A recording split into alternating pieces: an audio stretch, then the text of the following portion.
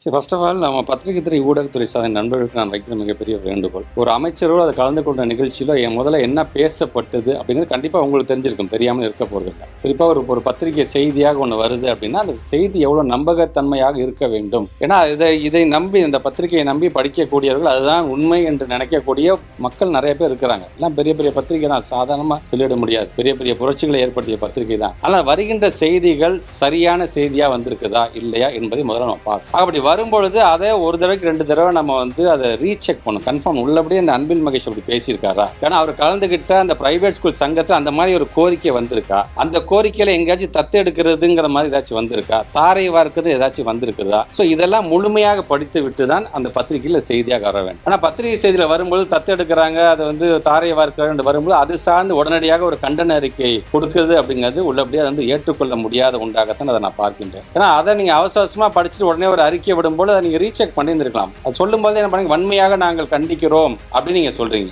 இதை தமிழ்நாட்டு முழுவதும் இருக்கின்ற எல்லாரும் பார்க்கும்போது எங்களுடைய துறை சார்ந்து இன்னைக்கு எங்களுடைய ஹெச்ஓடிஸ் மீட்டிங்கை ஃபர்ஸ்ட் டைம் இந்த நியூ இயர்ல நாங்கள் நடத்துறோம் அப்படின்னா ஹெச்ஓடிஸை சார்ந்திருக்கின்ற எங்களுடைய ஆஃபீஸர்ஸே வருத்தப்படுறாங்க, எங்க ஆஃபீஸர்ஸே சங்கடப்படுறாங்க. அப்ப நீங்க என்னன்னு முழுமையாக தெரிந்து கொள்ளாமலே வன்மையாக கண்டிக்கிறோம் என்று சொன்னால் எங்களுடைய பள்ளி கல்வித்துறை சார்பாக என்னுடைய அதிகாரிகள் சார்பாக நானும் அதை வன்மையாக கண்டிக்கிறேன் அப்படிங்கிறத இங்கே நான் பதிவு செய்ய நான் கடமைப்பட்டிருக்கேன். முதல்ல எங்கள்கிட்ட கேளுங்க, நீங்க நாங்க என்ன பேசியிருக்கோம், அது என்ன பேசப்பட்டது என்பதை பாருங்க. சிஎஸ்ஆர் ஆக்டிவிட்டி மூலமாக இன்றைக்கு தனியார் பள்ளியில் நாங்கள் நடத்துறோம் என்று சொன்னால் நாங்களும் ஒரு அரசு பள்ளியில் படிச்சுட்டு வந்தவர்கள் தான், அரசு பள்ளி தான் எங்களை உருவாக்கியது. அப்படிப்பட்ட நாங்கள் நீங்க தனியார் பள்ளியை நடத்துறோம், அப்படி நடத்தும் பொழுது எங்களால் முடிஞ்சது நீங்க சிஎஸ்ஆர் ஆக்டிவிட்டி நீங்க பண்றீங்க பாத்தீங்களா. நம்ம ஸ்கூல் நம்ம ஒரு பள்ளிங்கிற முறையில் நம்முடைய மாண்புமிகு தமிழ்நாட்டு முதலமைச்சர் 5 லட்சம் ரூபாய் கொடுத்து ஆரம்பிச்சு வச்சார். இன்னைக்கு கிட்டத்தட்ட 504 கோடி ரூபாய் இன்னைக்கு நம்ம இது வரைக்கும் சிஎஸ்ஆர் ஆக்டிவிட்டி நம்ம ஸ்கூல் நம்ம ஒரு பள்ளியில் நமக்கு வந்திருக்குது. 350 கோடி ரூபாய்க்கு மதிப்பீடான இன்னைக்கு வேலைகள் நடைபெற்றுக் கொண்டிருக்கின்றது. அது மாதிரி செய்யும் பொழுது நாங்களும் எங்களோட கான்ட்ரிபியூஷன் தாரோம், எங்களுடைய பங்களிப்பை தருகிறோம் என்று சொன்னதற்கு நன்றிகள் தான் சொன்ன முடிஞ்சிருச்சது. ஆனா அதுல நீங்க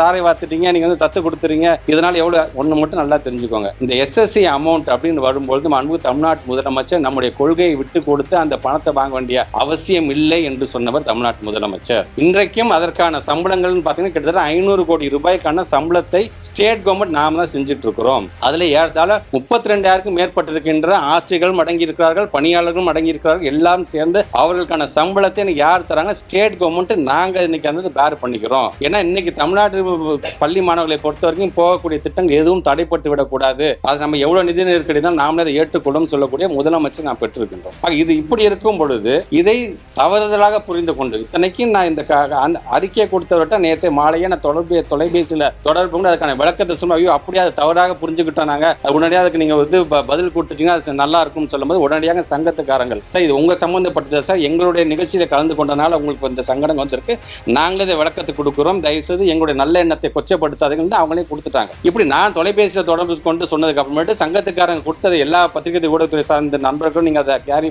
பண்ணதுக்கு அப்புறமேட்டும் இன்றைக்கு அவங்களுடைய இயக்கத்தை சார்ந்த பத்திரிகையில இந்த மாதிரியான செய்தி வருகிறது, தலைப்பாக வருகிறது என்பதை உள்ளபடியே எங்களுடைய துறை சார்ந்திருக்கின்ற நாங்கள் சங்கடம் பட்டு இருக்கின்றோம், அதே நேரத்தில் வன்மையாக நாங்களும் கண்டிக்கிறோம் என்பதை நான் தெரிவிச்சுக்கிறேன். நான் இன்றைக்கு தமிழ்நாட்டுடைய முதலமைச்சர் பள்ளி கல்வித்துறை சார்ந்து இன்றைக்கு பல்வேறு விதமான திட்டங்களை நம்ம கொண்டு வந்து கிட்டத்தட்ட 60-67 திட்டங்களை கொண்டு வந்து இன்னைக்கு நான் சொன்ன மாதிரி இந்த யூடைஸுக்கு சென்ட்ரல் கவர்மெண்ட் ரிப்போர்ட், இது நாங்க கொடுக்குற ரிப்போர்ட் இல்ல, ஏதோ எங்க ஆபீசர்ஸ்லாம் உட்கார்ந்து இந்த ரிப்போர்ட் கொடுக்கல. சோ இன்னைக்கு அடுத்தடுத்த கட்டத்திற்கு நம்முடைய எஜுகேஷன் டிபார்ட்மெண்ட் கொண்டு போயிட்டு இருக்கும் பொழுது இந்த மாதிரி தேவையில்லாமல் சொல்லி இப்ப இது சார்ந்து இப்ப நான் உட்கார்ந்து ஒரு விளக்கம் கொடுத்துக்கிட்டு இப்ப இது சார்ந்து இல்லைன்னு மறுப்பு தெரிவிச்சு அடுத்த சோசியல் மீடியால அதுக்கு நான் போய் பதில் சொல்லிக்கிட்டு இப்படி இருந்துட்டு really we are getting tired. நீங்க நாங்க ஒன்று செய்யும் போது ஒரு பெர்ஃபார்மன்ஸ் பண்ணும்போது அதை சார்ந்து போகும்போது எங்களை ஊக்கப்படுத்துங்க. நீங்க எங்கேயாச்சும் தவறுதான் இது தவறாக இருக்குது என்று என்கிட்ட கேளுங்க, ரீசெக் பண்ணுங்க. நான் சொல்ற விளக்கம் உங்களுக்கு ஏற்றுக்கொள்ள முடியவில்லை என்று சொன்னால் உடனடியாக நீங்க கண்டனம் தெரிவிங்க. விளக்கமும் கேட்காம என்ன நடந்துச்சுன்னு தெரியாம ஆக்சுவலி ஸ்போக்கன் என்னன்னு தெரிஞ்சுக்காம அவசரமா ஏன் அதுல ஜம்ப் இன் ஆகுறீங்கன்னு தான் எனக்கு புரியல எனக்கு. ஸோ இன்றைக்கு நம்ம பத்திரிகை துறை ஊடகம் சார்ந்திருக்க நண்பர்கள் மூலமாக ஒட்டுமொத்த தமிழக மக்களுக்கும் யார் யாரெல்லாம் இது சார்ந்து என்ன விஷயமே தெரியாம கண்டனம் தெரிவிச்சிருக்காங்களோ அந்த தலைவர்களுக்கெல்லாம் சேர்த்து சொல்வது, நீங்கள் நினைக்கிறது மாதிரி தத்து கொடுக்கிறதோ அது தாரை பார்த்து